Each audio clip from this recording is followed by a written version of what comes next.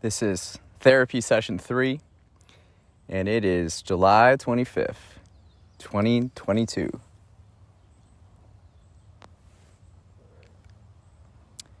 We're on the farm right now. A couple days before we go to Vegas and Arizona.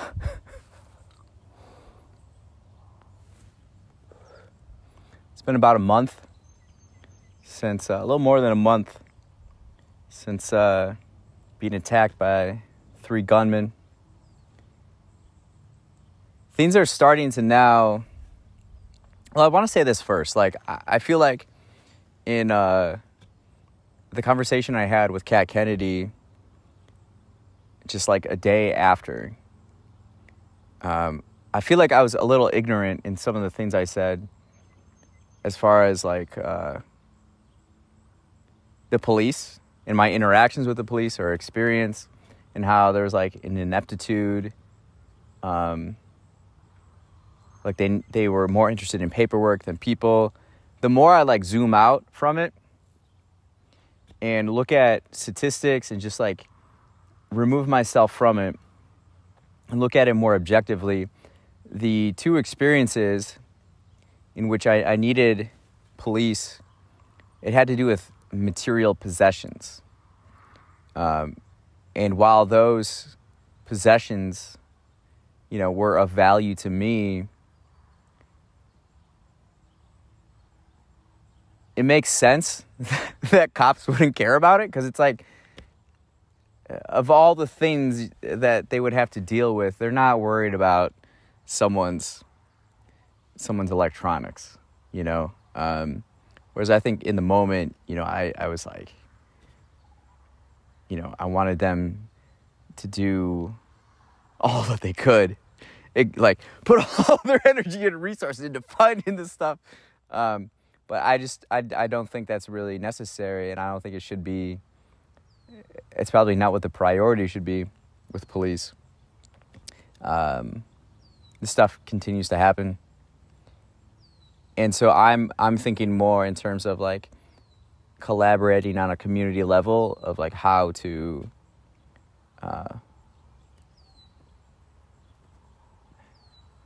prevent, but work more together so that we don't have to utilize the police as much.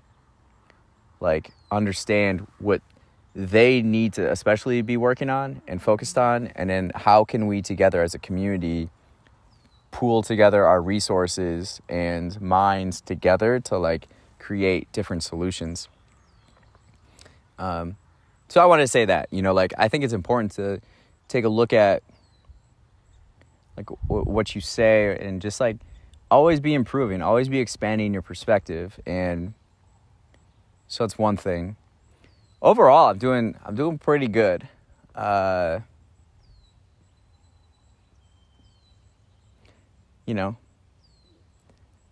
lot of the few weeks afterwards, more immediately, was just taking a step back and processing what happened and what steps to take next and actions. And so I've been doing those. And every day is the Super Bowl, baby. We are now, there's an urgency to, not that there wasn't before, but I mean, to be honest, I feel I felt like I was becoming complacent in a way where I was just getting so bored. I was training the last 4 years, my mind and my skills, and have all this ability, but not really having an outlet, or having an outlet for sure. But how do we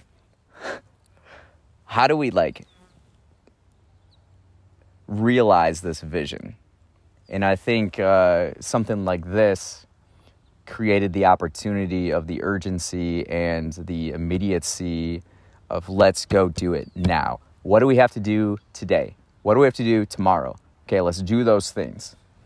And I'm starting to see the results of that. Within this time I've read 2 books, 2 biographies. One was Bill Belichick.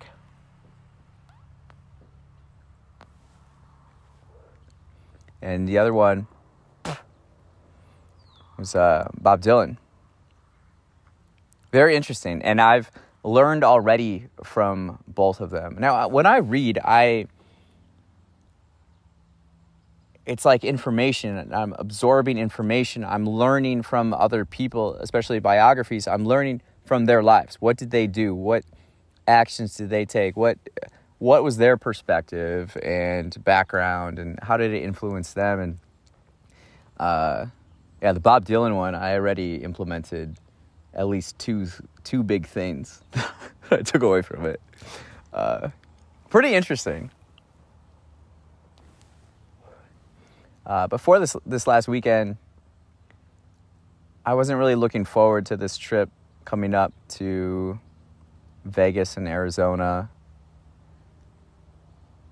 But the more I think deeper on it, it's a close friend of mine, a bachelor party.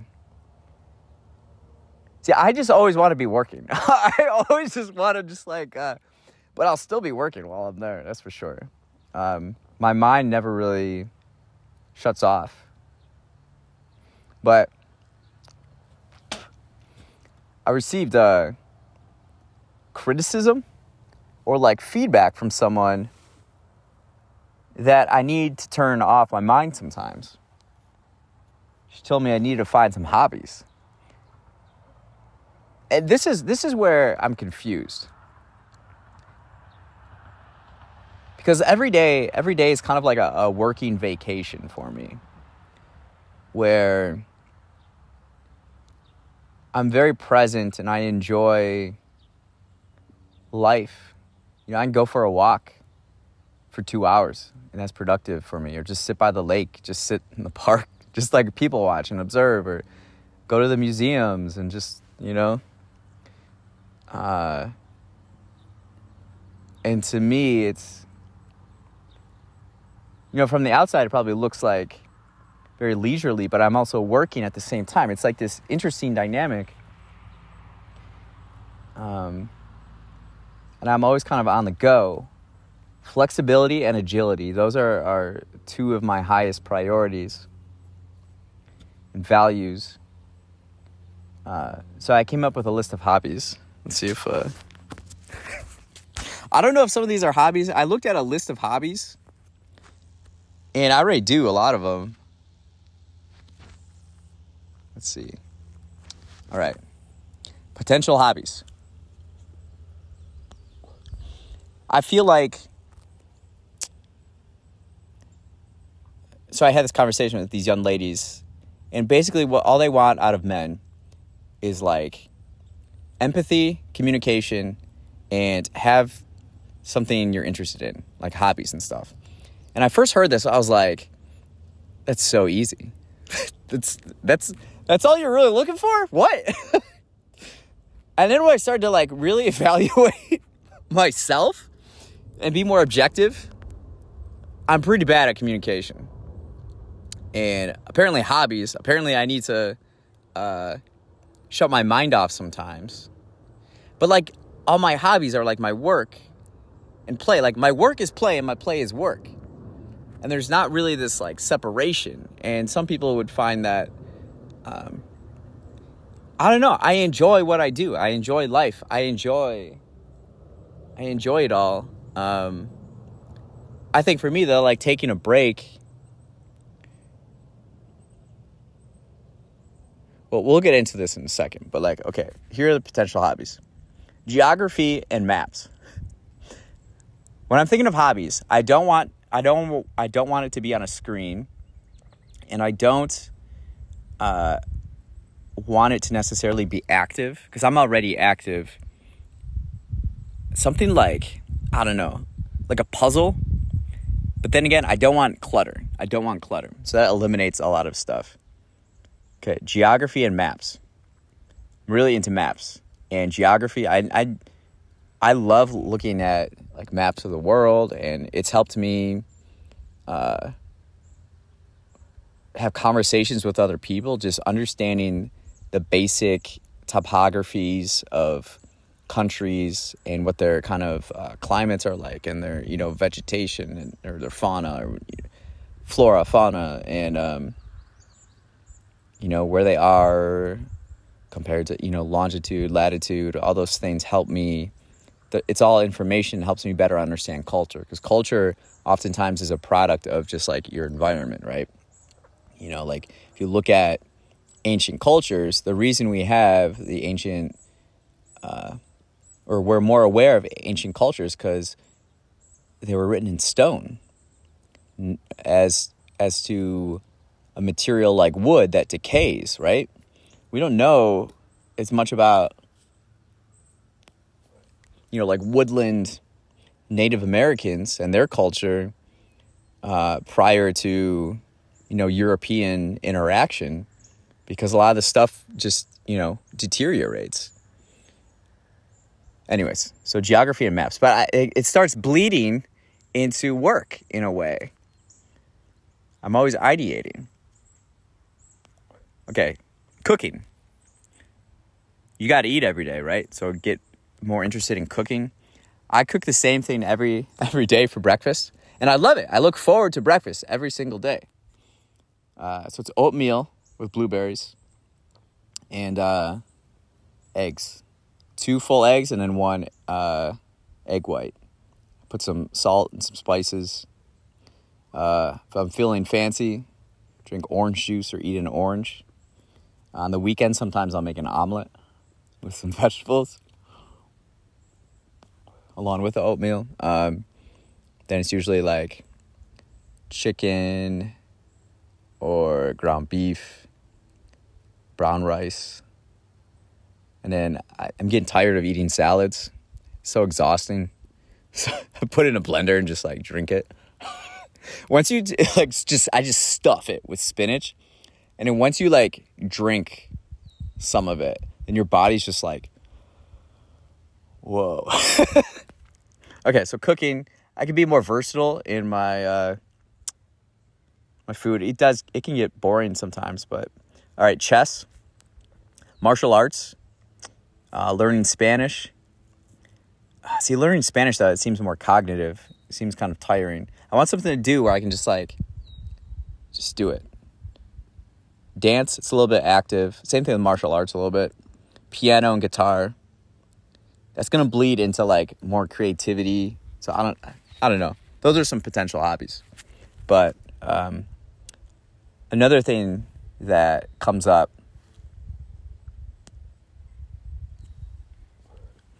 is being a lone wolf. A number of people have mentioned that to me. So I Googled it.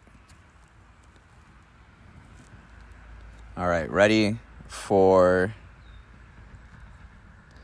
So these are traits of a lone wolf personality. Self-starter. I think most of these are right on except for this next one. A rebel without a cause. I do have a cause. And that's what I've been working on. Okay? Long-term vision, right? Having no interest in being the life of the party. That's pretty accurate. Like when I'm in a group, I could care less about having all the attention. I like doing the observing. Because there's always I'm always in between. I figure out what the environment needs, what the group needs, and then I provide that. So if you need me to be more entertaining, I can be that. If someone else offers that, I'll take a step back. I can be very what do you say? Like amorphous or something like that. Amphibious. Not afraid to say no. Yeah, for sure. A loner. A little introverted. Yeah, at times. Don't need constant validation from other people. For sure. have a very fixed moral code. Yeah, I've developed my own kind of philosophy and rules to live by. Let's go back to the loner one, though. Yeah, I think that's something, like I've spent the last 4 years just like getting better every day, doing certain things. And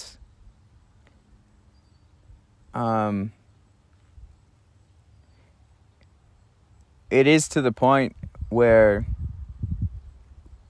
it's hard for people to understand where I'm coming from or what I want to do. And it's sometimes frustrating. So I think I'm interested in meeting more people that are going in the same direction that I am. But here's a conundrum I'm experiencing. It's like, so say I am a lone wolf and I just like, I do my thing, I live my life with excellence. And, but I'm hitting this like plateau, this ceiling of how much I can get done by myself. So I need to work with other people. But instead of joining a pack, I'd rather create one. Create one with people that share my values, and we work together, and we're just like incredible, right? Yeah, that's the thing. Yeah, the loneliness kills. So it's like, it's hard to, especially going through an experience like this, right? I have no one to really talk to except the video and whoever watches this. And it is like a pretty lonely feeling when you do, say you work all day, then you're at home and you want to relax, and there's like, or you're doing all these things and you're so excited, you just want to like share, like, guess what I was doing? Guess who, guess what's going on in my life right now? And you like turn to share it with somebody and there's no one there. It's not a good feeling. And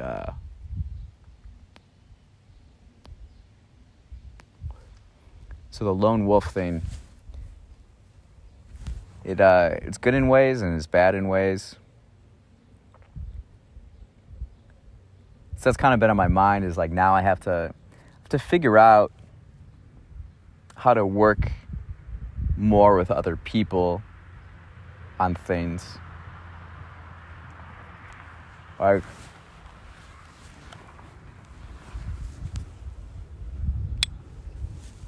to do the things that I intend to do.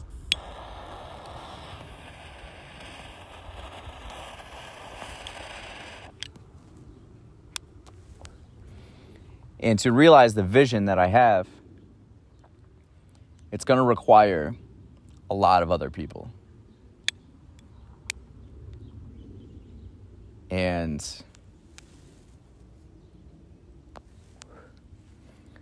for someone who works a lot by themselves, that can be an interesting experience.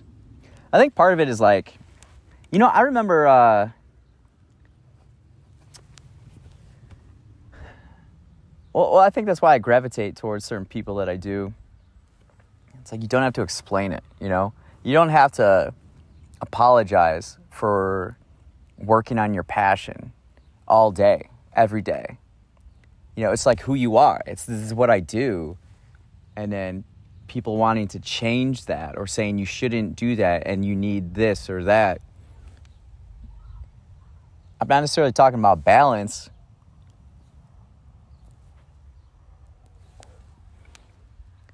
It's like, you're telling me I should do what I love less?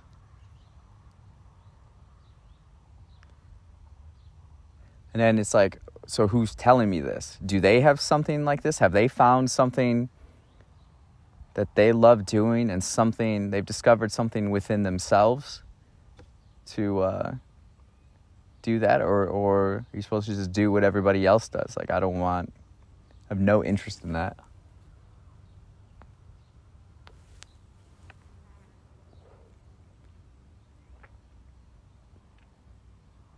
Where were we, though? Some interesting things are happening in life, and I'm really excited for them. We've been moving very quickly. Life is going to be pretty different coming up.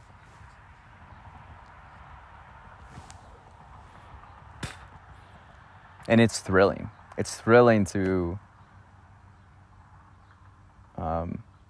having felt and like admittedly and like write about it, record about it, like privately, how just like bored. I was so bored. Because you get really good and you're like, what? You know? But then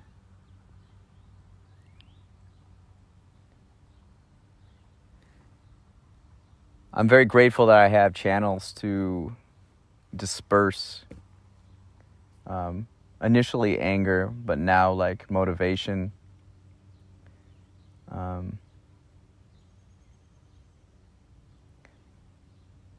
think a lot about energy dispensation and getting really good about like applying, where to apply energy and when, and anticipating how much energy something's going to require, and just like that type of stuff.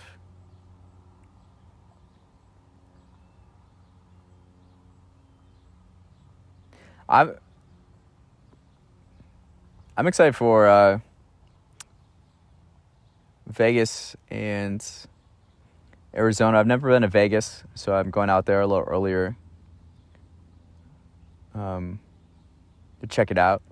I'm excited for the people watching. I don't really gamble, but just to experience it would be interesting. I haven't spent much time in the desert, so that's something new. Spent time in other terrains. Desert will be interesting. Nothing like going to a desert in Arizona late July.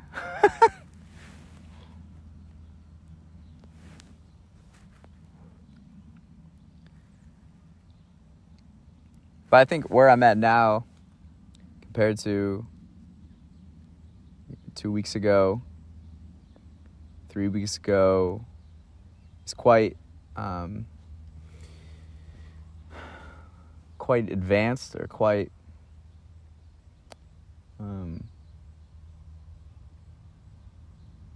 I don't know the word.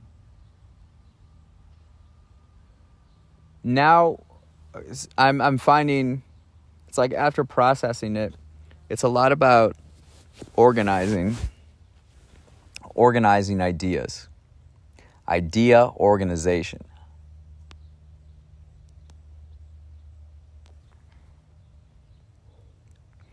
I think success often comes down to how well one is organized.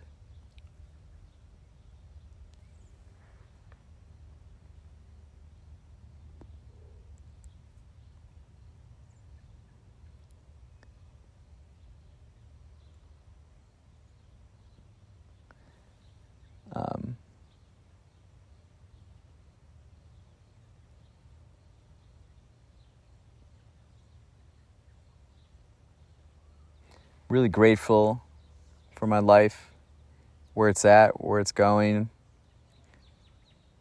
The journey, some would say. This is clearly a new chapter. And so, like, starting off, it's interesting to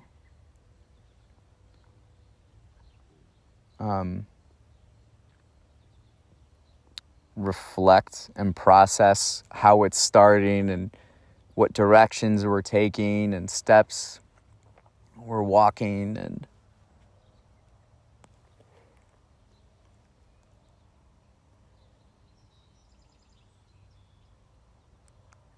It's interesting.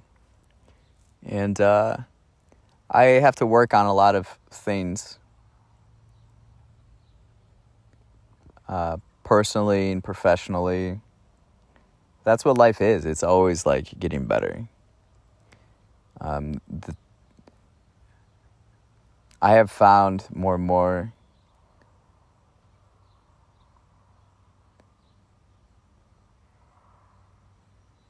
it's like arrogant people and people with bad work ethic.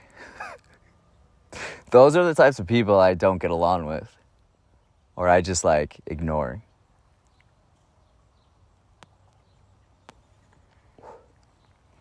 I've gotten really good at observing people, language, behavior, habits.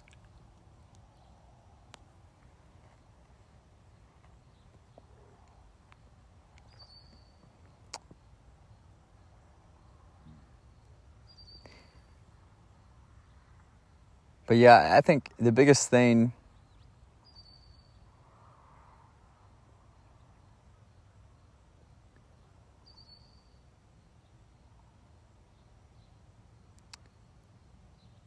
I think I'm often I can come across as a little intense to some people.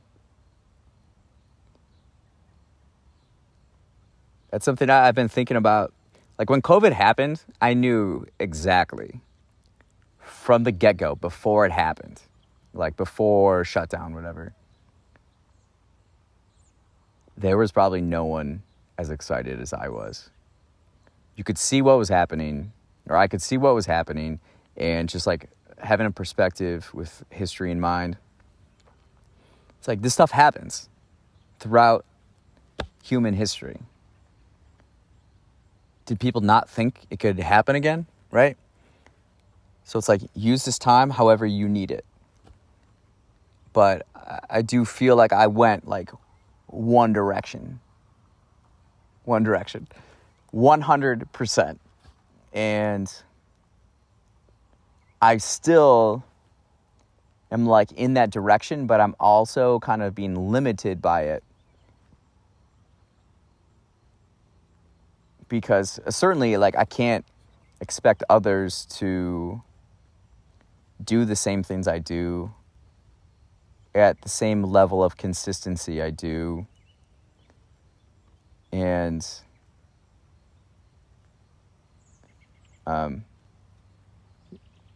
definitely not project that onto other people. I think sometimes I could relax a little bit more.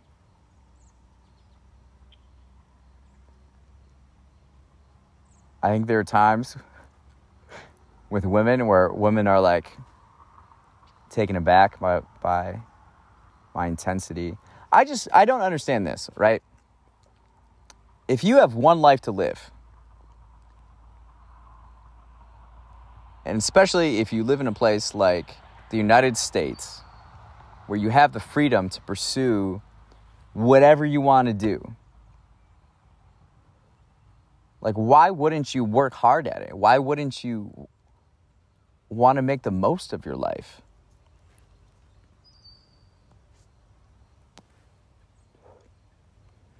And then when you do, why are other people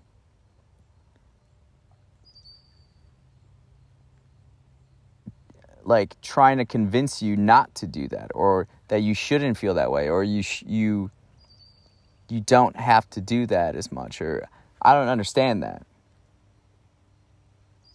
Is it a reflection? Are they projecting their guilt that they don't do that onto other people?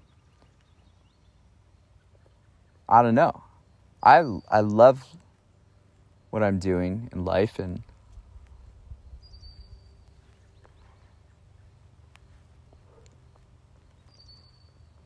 there's just all these excuses all the time. Very like vague, general excuses.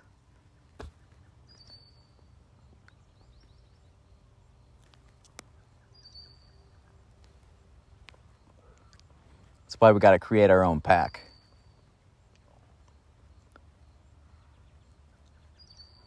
and run with wolves.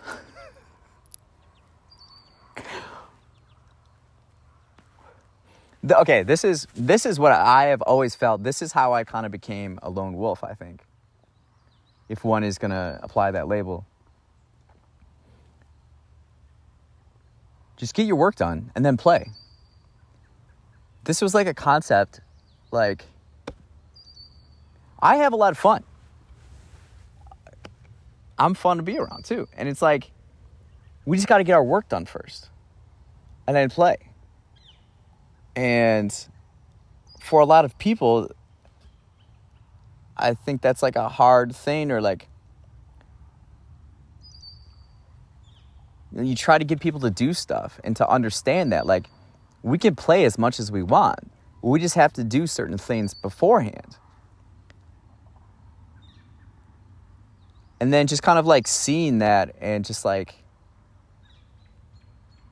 not meeting the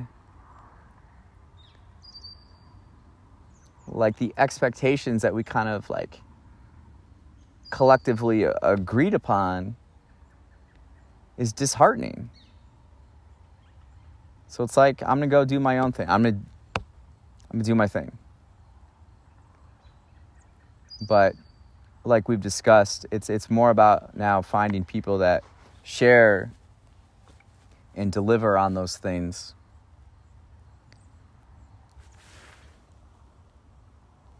But still encouraging others to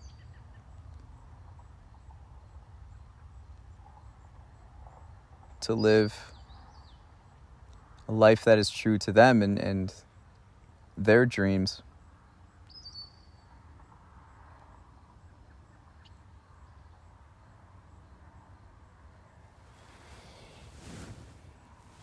The air is so fresh on the farm.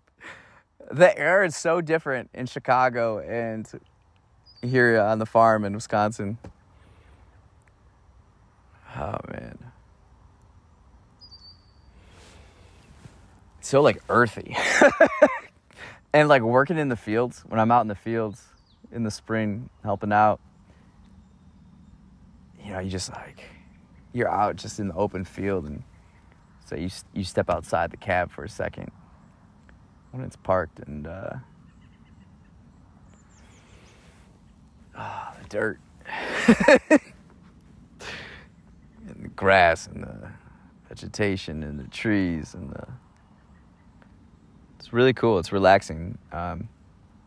This is my safe place. So Phil Jackson, legendary basketball coach, greatest basketball coach of all time, potentially coach of all time. A lot of my philosophy is rooted in what he taught the Chicago Bulls in the 90s and the Los Angeles Lakers with their title runs. And he would have his players visualize a safe place in their life and practice like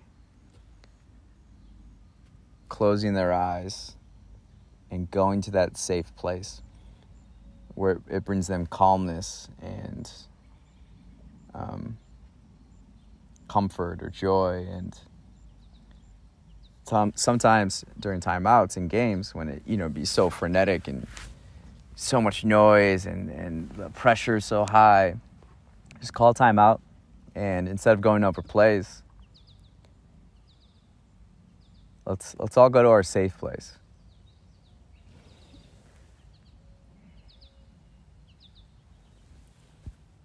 And then come out more calm and focused and unafraid. So this is my place.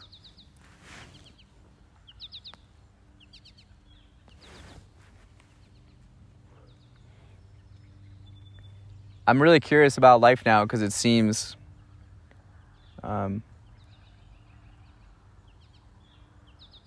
limitless. Even more so, like really understanding that I'm excited. It's like I have so much adrenaline, like every single day. That it's intense. And everything I do every day is like meaningful and with intention and purpose. It's fantastic. When you're disappointed, you have to go to sleep at night. You'd rather just start the next morning. You want it to be the next morning already. And you're like, I gotta go to sleep. I don't have AC, so I haven't been getting good sleep, but my adrenaline just like carries me the next day. And the next day. The next day. Maybe it's good that we have a trip coming up. Tranquilo, Ricardo.